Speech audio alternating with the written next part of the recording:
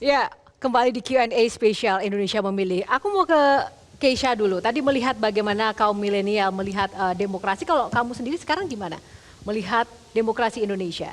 Sebenarnya bisa dikatakan lucu ya. Kenapa lucu? Lucu aja kalau kita melihat dari prosesnya, dari sebelumnya terlaksana. Dan memang sebenarnya tadi kata Mas Rocky, saya sangat menggelitik sih dengan pernyataan bahwa terlalu memaksakan anak yang masuk ke ranah dewasa. Dan menjadi pertanyaan saya adalah apa kabar orang yang pemimpin-pemimpin daerah yang awalnya banyak sekali dong kalau mau dilihat ya kepemimpinan orang tua tiba-tiba anaknya masuk semua, kalau bisa satu keluarga dibawa masuk begitu. Dan yang menjadi hal yang menggelitik bagi saya adalah apa ada yang salah kalau presiden, ya mungkin ini pro dan kontra karena juga di sisi lain juga ya saya sangat sedih saya tidak bisa memilih, tapi apakah salah anak muda untuk menjadi seorang pemimpin walaupun ya memang sangat mengagetkan dengan proses yang sangat langsung di atas gitu. Apakah salah untuk anak muda sekarang ini untuk memimpin? Walaupun ya memang kalau mau dilihat di daerah itu kan sudah banyak pemimpin-pemimpin anak-anak mudanya.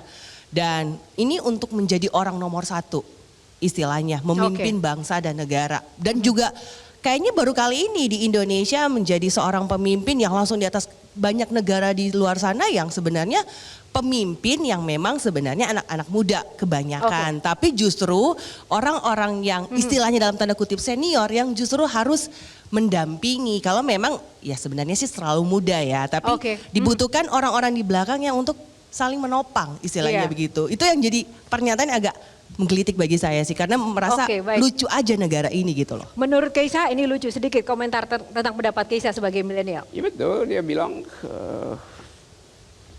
apa yang salah anak muda memimpin walaupun ABCD itu. Nah salahnya kamu pakai kata walaupun. Itu artinya membatalkan premis pertama kan. Justru yang kita persoalkan walaupunnya itu tuh Keisha. Kan nggak ada yang salahnya kan. Tetapi begitu disebut walaupun dia datang dari proses yang busuk, nah itu masalahnya di situ kan. Jadi poin saya selalu adalah ya anak muda selalu punya prinsip apa namanya student today, leader tomorrow kan itu. Yang terjadi sekarang adalah dealer today, leader tomorrow. Dealer today, leader tomorrow. Iya karena Gibran itu hasil dealing bukan karena proses mencari leader. Kan nggak ada di dalam tradisi seseorang itu tiba-tiba diajukan dengan backup kekuasaan.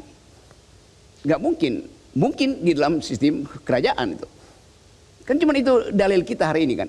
Jadi semua orang marah bukan pada Prabowo, marah pada Jokowi. Dan itu yang kemarahan itu kemudian diwacanakan melalui the dirty vote.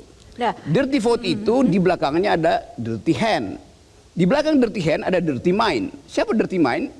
Ya si mastermind, yaitu bapaknya.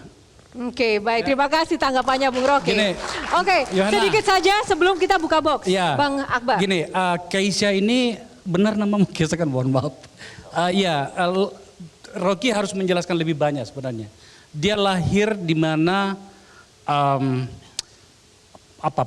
pertarungan itu, ide dan segala macam itu tidak lagi di masanya mereka.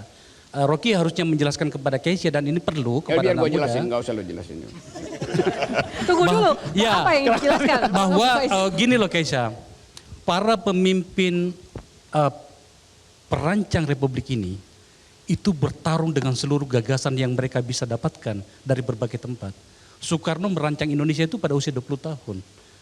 Sultan Syahrir itu bertarung dengan bahkan sampai dia tidak lulus di berbagai tempat gitu ya. Tapi dia mencari tentang Indonesia.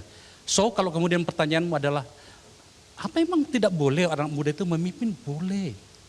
Persoalannya yang mau dibicarakan oleh Rocky tadi itu adalah proses. Saya melihat banyak anak muda yang bagus kok. Terutama pada pada pemilu yang barusan ini. Sayangnya mereka tuh nggak punya duit, kalah semua. Pinter-pinter Pak Mardiono. Saya menemukan beberapa anak muda. Di forum saya itu saya menemukan banyak anak muda dan saya didik. Sayangnya mereka miskin. Dan kemudian tidak bisa bertarung sebab sekarang yang mengambil kekuasaan, yang mengambil peran ini adalah para saudagar. Ya sudah, Ini realitas kita. Makanya kemudian saya pengen lagi datang ke Metro TV untuk berbicara seperti ini lagi. Setelah bertahun-tahun tidak bisa bertemu dan berantem lagi sama Rocky. Karena itu penting. Baik, tepuk Itu tangan. penting. Akhirnya dapat kesempatan ya. Gini. Sedikit gini. saja Bang Rocky. Ada tadi disebut Sultan Syahrir. Sultan Syahrir itu umurnya belum 40 itu. Dan sudah berdebat di forum internasional tuh. Mengalahkan seluruh diplomat dunia tuh. Untuk mendalilkan bahwa Indonesia itu tidak boleh ditahan oleh semacam persekongkolan barat pada waktu kemerdekaan. Satu waktu Airlangga bilang Gibran itu persis seperti Sultan Syahrir tuh. Loh, Gibran belum ngapa-ngapain, Gibran memimpin wali kota Solo dan memimpin wali kota Solo lebih mudah daripada memimpin BEM UI, BEM UGM gitu. Karena prosesnya lebih rumit di situ kan. Jadi Gibran tidak bisa dipersandingkan dengan Sultan Syahrir. Salahnya bukan pada Gibran, salahnya pada Airlangga. Dia tidak mampu untuk melihat bahwa sejarah kita adalah sejarah pikiran tuh, bukan sejarah hasil Mahkamah Konstitusi. Nah itu sebabnya air mineral lebih berguna daripada air langga. Oke, baik. Mas Haris silakan tanggapannya Mas Haris. Oke, Bung Rocky, aku mau nanya Bung Rocky boleh ya? Iya, oke. Oke. Kita pernah dengar Bung Rocky bilang bahwa Anies tidak akan pernah memenangkan Pilpres karena ada penghalangnya. Yes. Dan Bung Rocky mengatakan itu jauh sebelum Pilpres dan sekarang terbukti. Dan ternyata penghalangnya itu adalah dengan mengurangi suara 03 untuk menghalangi Anies. Apakah seperti itu? Enggak begitu. Saya kasih kuliah di Melbourne. Lalu saya bilang, ada orang bertanya, Anies menang enggak? Saya bilang, Anies tidak mungkin menang. Dia maksimal dapat 17%. Kalau sekarang 24%, margin of error gue kasih sama dia dah. Waktu itu saya bilang, karena ada penghalang, lalu orang marah pada saya. Saya bilang, kalau dia mau menang, singkirkan penghalangnya. Siapa penghalangnya? Ya Jokowi. Itu dasar argumen saya waktu itu tuh. Jadi tetap kalau kita lihat dari awal tuh ya nggak bakal Jokowi itu mengizinkan sedikit pun ruang bagi Anies itu. Kan itu artinya begitu Anies jadi presiden 2 minggu kemudian Jokowi ditangkap KPK kan itu. Bukan karena Aniesnya tapi karena desakan politik. Jadi semua ide perubahan itu diaklamasikan dalam suara Anies itu. Maka orang akan tuntut pada Anies itu. Anda presiden kan, persoalkan money laundering yang pernah terduga pada keluarganya kan. Itu masalahnya tuh. Demi itu Jokowi tidak mungkin mengizinkan Anies itu. Kalau Ganjar ya masih gampang lah karena masih dikendalikan itu kan. Dan itu yang terbukti itu. Jadi bukan Anies dapat suara Anies itu dipindahkan ke Ganjar. Tapi memang Anies akan dikendalikan algoritmanya untuk tidak mungkin jadi presiden itu. Karena tadi pertimbangan keamanan Jokowi itu berbahaya diasuransikan pada Anies, kira-kira begitu poinnya. Ya, itu masih sebatas poinnya. Lalu apa yang kemudian Mas Refli harus karena menyinggung dilakukan? Anies langsung. Iya, bukan. Apa yang harus Saya dilakukan justru mau ingin untuk dalamin kemudian ini. Kembali memperbaiki demokrasi itu? Jadi gini ya, Silakan juga Bang kita harus Refli. menyadari ada bencana demokrasi yang besar. Saya khawatir bahwa tidak benar. TPS tadi sudah tempat pemilih sedih atau tempat pemilih stres. Kenapa? Apa yang mereka tusuk di situ bisa jadi bukan itu yang dihitung. Makanya saya katakan ini seperti kita mau lari, kita preset dulu. Kita set berapa menit kita mau lari. Jadi walaupun misalnya nanti kita butuh lebih banyak waktu, tapi kita harus di-set duluan. Maka saya katakan, tadi dalam ada press conference, angka 56%, 57% bisa jadi angka psikologis. Karena kalau 51, 52 terlalu dekat dengan kemungkinan masih bisa diturunkan ke 49 karena 2 putaran itu artinya. Nah angka itu angka yang paling safe. Persoalannya adalah dari mana angka itu diperoleh. Nah, this is the question. Kalau kita kemudian bisa ngomong apa adanya, maka kita enak, ada ruang demokrasi untuk mengatakan itu semua. Kalau ini kan tidak. Ruang demokrasinya makin dipersempit dengan satu, ujaran kebencian yang berbau sara. Kedua, menyebarkan berita bohong.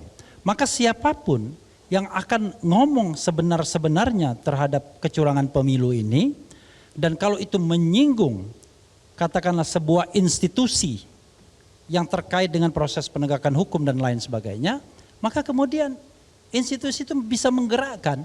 kekuasaan. Anda sudah merasakan ada ketakutan dan ada ancaman kebebasan berpendapat? Aiman Wicaksono, ada batu bara dan lain sebagainya. Jadi ketika Anda ngomong soal itu, wah itu Anda susah. Nah karena itu perjuangkan. Kecurangan kita harus lawan, tapi apakah masih tersisa demokrasi ruang untuk berpendapat mengemukakan kecurangan itu sejelas-jelasnya? Oke, Pak Mardiono silakan Pak. Ya tentu kerjasama politik yang sekarang mendukung paslon nomor 3 itu sedang mempersiapkan semua dokumen-dokumen. Tentu setiap penyimpangan itu kita tentu akan melakukan perlawanan ya, karena tidak boleh dibiarkan bahwa demokrasi ini harus kita hormati yang setinggi-tingginya, karena demokrasi adalah hak rakyat. Karena itu partai politik berkewajiban ya untuk mengontrol itu semuanya. Kita sedang merangkum itu semua. Ya tentu nanti ada ruangnya, ada tempatnya. Tetapi saat ini memang kita sampai pada batas mengumpulkan bukti-bukti yang secara masif itu sedang terus kita kumpulkan. Baik, oke. Ada bisa, satu lagi Pak. Ya. Saya boleh nggak Pak? Kalau saya nggak percaya dengan Pak Mardiono dengan ungkapan begitu. Ya. Kenapa dasarnya apa tidak percaya? Sederhana. Saya melihat P3 kok mau saja diobok-obok istana. Yang kedua, ya mau saja diobok-obok istana. Bapak sampai sekarang masih jadi PLT. Kok bingung saya, kok bisa PLT lama seperti PLT Gubernur, Bupati, Wali Kota? Berikutnya adalah Bapak masih menjabat di pemerintahan Presiden Jokowi. Lalu bagaimana kita bisa diyakinkan bahwa Bapak adalah bagian dari orang yang mau menegakkan yang namanya kebenaran atau mencegah kecurangan pemilu? Oke, silakan. Itu adalah prinsip dan itu adalah perintah partai ya, bahwa kita memang di dalam 6 prinsip itu termasuk di dalamnya adalah menegakkan amar ma'ruf nahi mungkar. Itu adalah tugas kami. Sehingga kita tidak memandang apakah kita ada di dalam atau ada di luar. Bahwa kemudian saya sedang bertugas ada di pemerintahan, ini adalah menjadi bagian dari kontrol, pertanggungjawabkan kami ya dengan konstituen kami. Ya, bahwa kalau kami dulu menjadi pendukung pemerintahan saat ini, maka harus kita pertanggungjawabkan apa-apa yang terjadi kita ada di dalamnya. Itu adalah merupakan bentuk pertanggungjawaban. Tetapi tentu sesuai dengan proporsinya. Kita tidak bisa keluar dari proporsi tugas itu. Itu yang pertama. Jadi kalau menanyakan tentang independensi P3, Partai Persatuan Bangunan itu setiap pengambilan keputusan ini adalah bersifat kolektif kolegial. Jadi Partai Persatuan Bangunan pasti independen. Kemudian dalam hal sebagai PLT itu adalah anggaran dasar rumah tangga kami itu adalah mengatakan demikian. Jadi manakala ketua umum itu berhalangan, maka penggantinya itu adalah kita sebut PLT yang dipilih ya sebagaimana mekanisme partai. Itu sudah sah, itu tidak ada masalah. Dan kemudian masa hikmat Partai Persatuan Bangunan itu nanti sampai dengan tahun 2025 yang akan datang. Nah karena itu tadi yang saya sampaikan bahwa saya berharap adik-adik milenial generasi Z itu mulailah masuk sehingga nanti pada masa-masa di masa usia tingkat kematangan itu sudah berproses supaya tidak instan. Ya sekarang kan banyak kritik-kritik yang menyampaikan anak muda jangan instan. Oleh karenanya saya sampaikan, saya juga menjelajahi perjalanan hidup ini tidak pernah ada yang instan. Saya bisa menjadi ketua umum partai politik ini, saya lakoni setelah 26 tahun saya berjuang, mulai dari bawah. Saya juga menjadi pelaku entrepreneur, menjadi pengusaha, saya lakoni 40 tahun. Dan saya mulai dari, saya berkehidupan dari orang yang anaknya orang miskin. Alhamdulillah sekarang bermanfaat untuk orang ribuan barangkali, bahkan mungkin juga puluhan ribu. Bagi karyawan saya, ya bagi relasi usaha saya dan lain sebagainya. Sehingga apalagi kalau sampai ya, ini antara politik dengan entrepreneur itu tidak kalah pentingnya. Ini nanti kalau adik-adik milenial ini sampai tidak menguasai pasar kita dan kemudian pasar kita itu kita serahkan kepada orang lain, maka kita hanya akan menjadi bulan-bulanan sebagai konsumen. Di dalam politik juga demikian. Jangan sampai kita ingin klub bola itu menjadi menang dan melahirkan sebuah produk kemenangan dalam permainan itu, tetapi ada di luar hanya menjadi supporter. Berjuanglah menjadi pemain supaya dia berusaha untuk memenangkan itu ada di dalam. Ya tentu memiliki kompetensi sendiri, yang wasit bertindak sebagai wasit, ya yang tukang klepet ya tukang klepet, penjual karcis, tetapi kan kita butuh pemain yang banyak untuk bisa Baik. memenangkan permainan itu. Terima kasih Pak Mardiono, luar biasa. Pak Yang pasti- Mardiono itu ngeritik Rocky kayaknya tadi. Enggak, tapi Maksudnya yang belum diterangkan Pak Mardiono adalah pengatur skor di mana posisinya. ya, tapi satu hal yang menarik juga dari Pak Mardiono yang harus kita pegang teguh sebagai milenial juga adalah tadi proses yang memang harus kita upayakan dan kita jalani juga tidak boleh dilupakan ya, karena itu adalah kunci dari kesuksesan. Terima kasih Pak Mardiono Baik. untuk inspirasinya pada malam hari ini Q&A. Sama-sama. Kita akan jeda dulu, sesaat lagi kami akan kembali karena setiap pertanyaan selalu ada jawaban. Jelajahi cara baru mendapatkan informasi. Download Metro TV Extend sekarang.